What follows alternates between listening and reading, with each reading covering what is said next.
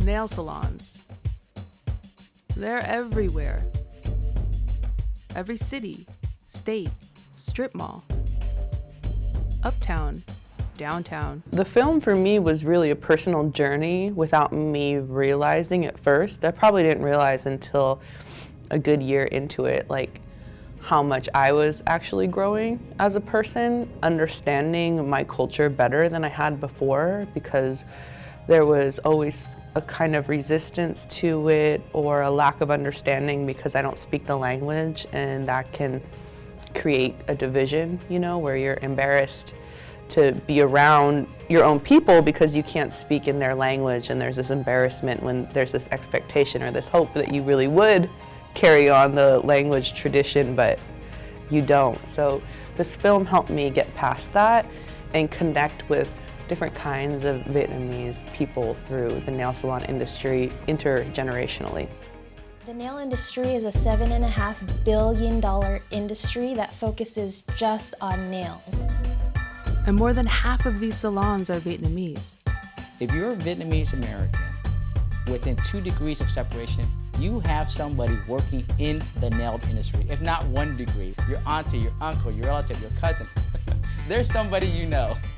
It was also a struggle. You know, I think I had an expectation that just because I'm Asian and I'm telling such a quintessential Asian American story, that the support would just come and they'd rally around me. But I also have to think about the fact that I'm telling a very working class story. And I'm including, for example, Angela Johnson in the narrative, although she's not a major part of it, but she sets us off on the journey because that's the kind of cloying voice of the Vietnamese nail salon that most Americans can recognize right away.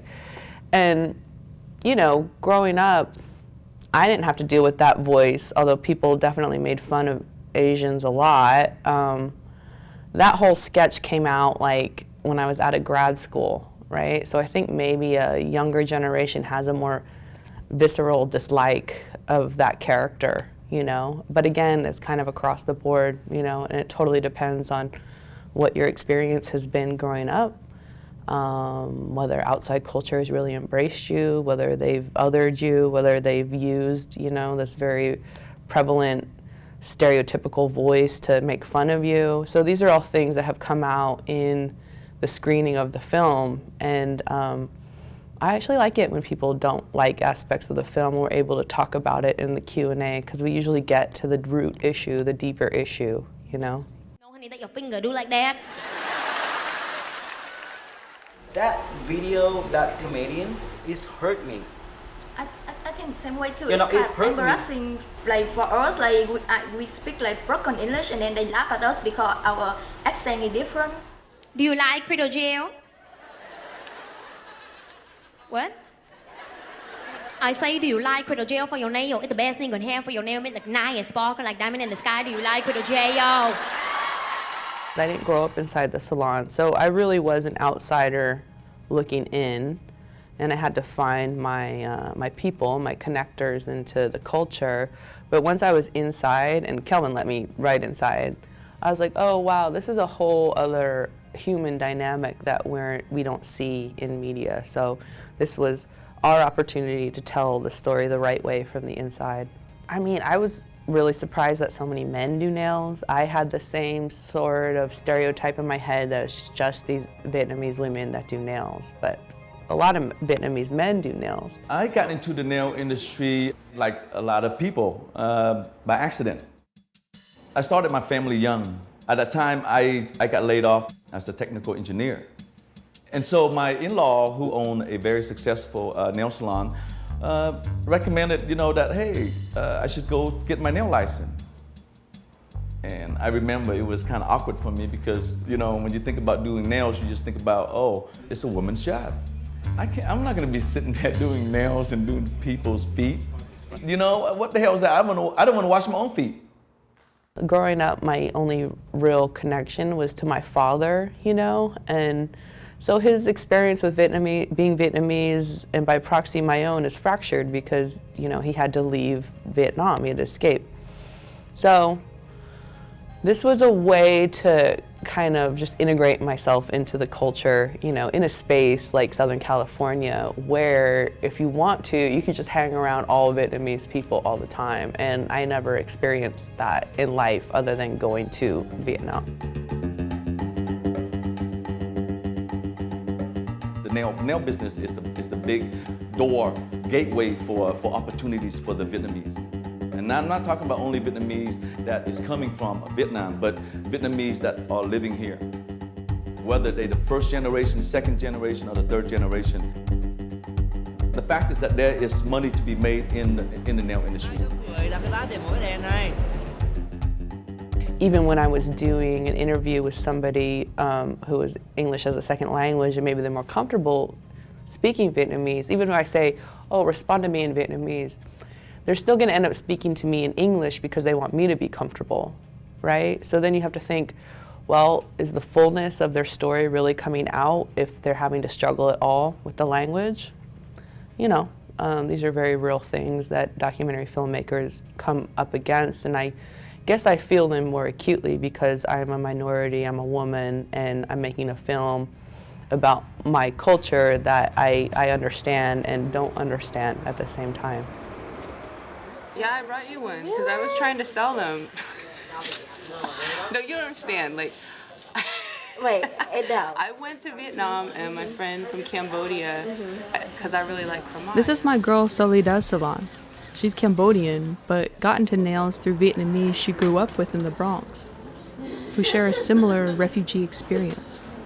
She works 7 days a week, and she has kids. People think that if it's an Asian nail salon, they just think it's one kind of way, and they kind of make assumptions that way. To be honest with you, I didn't feel any way anyhow because I wasn't thinking about them. I was thinking about the money, you know, trying to help myself, help my family. Right. Thinking that we come here, don't speak English, immigrant, making the money, taking the job. And so out of that frustration, they just cuss us out. But I told everyone, all my employees, don't get mad. Take your money home, feed your baby. Ooh, that's what's up.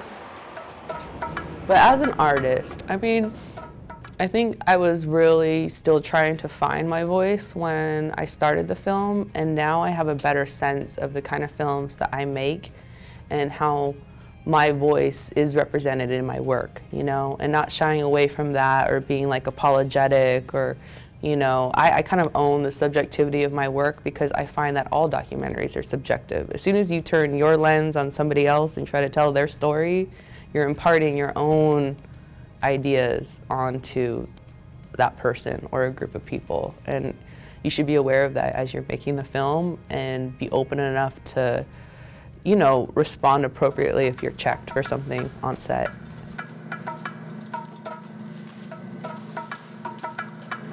In life, but in documentary, relationships are so crucial to finding the best story. So I really relied on the Vietnamese people I made connections to in the nail industry to guide me in the right direction. And even just being invited into these deeply Vietnamese American nail spaces, then you're starting to see the characters that are kind of, you know, bubbling to the top. And you're like, oh, that'd be a great character. That's a great storyline.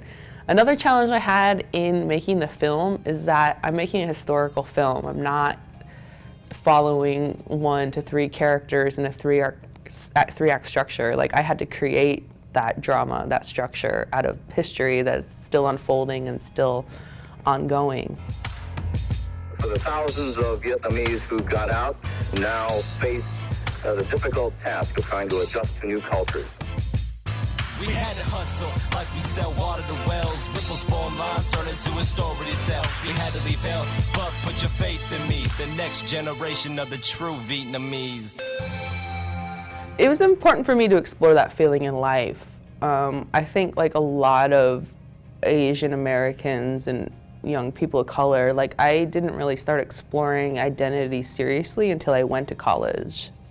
And I was in a space where just new ideas were being introduced to me by other people and given the space to really talk about these things.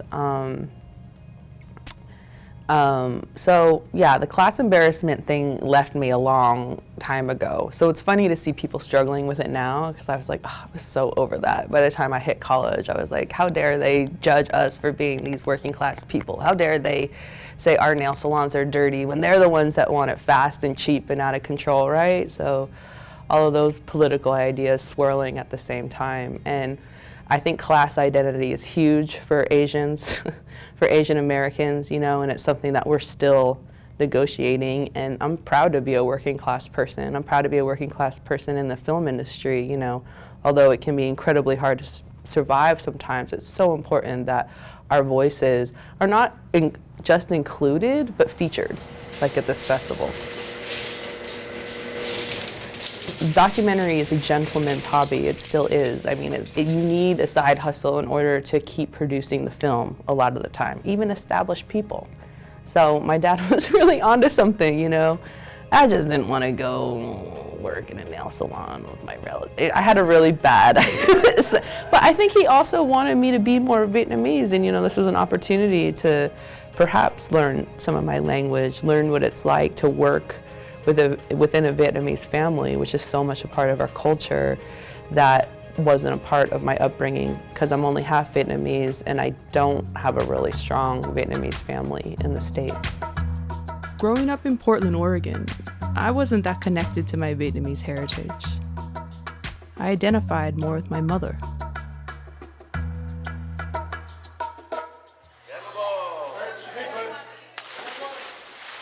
It was hard to get close to my dad, and he's my only real connection to Vietnam. When did you come to the U.S., Dad?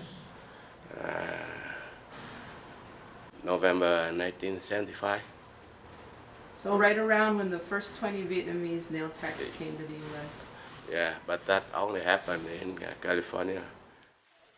When Saigon fell to the communists, South Vietnamese soldiers who fought with the Americans were granted political asylum. My dad was one of them. It's me, telling the story of my own community that is pretty much not represented in the media. You know, when we talk about Vietnamese Americans, it's always within the context of war.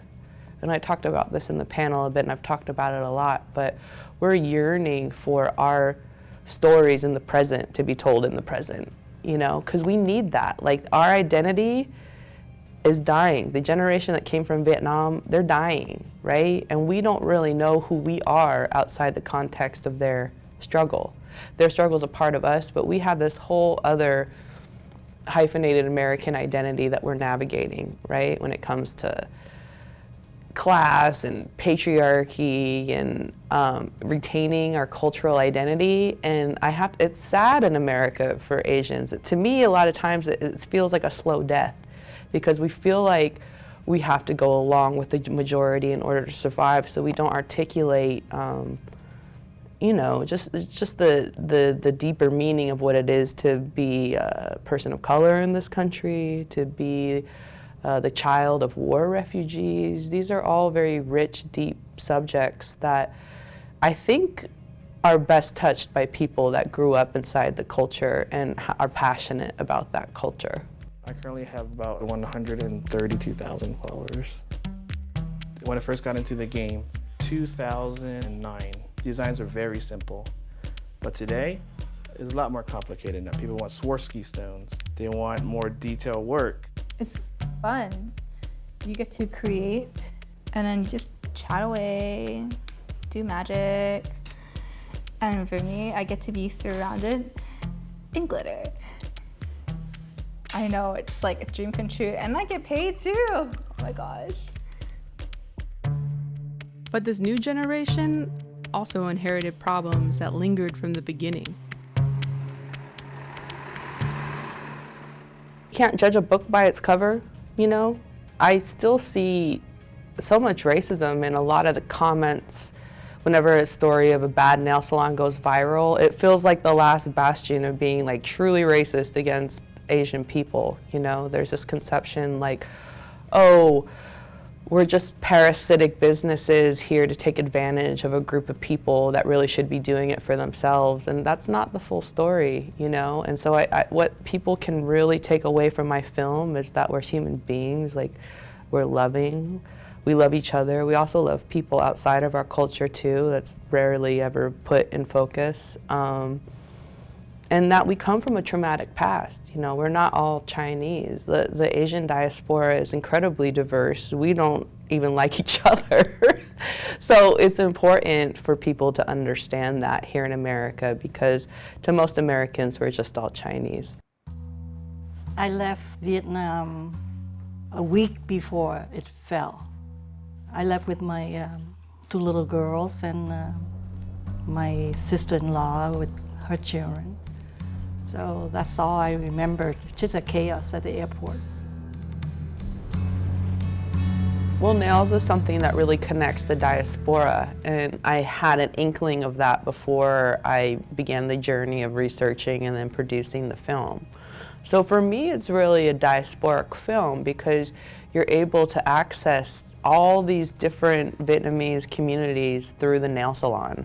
And I'm still playing with that idea because really the Vietnamese nail salon is global. So at one point I was going to take viewers on a journey through Vietnamese nail salons in Europe, for example, but I only have an hour to edit, you know, to make this film for TV, but you know, that's still on my radar for a kind of sequel project or series to just like see all the different pockets of Vietnamese people through their nail salons in the world.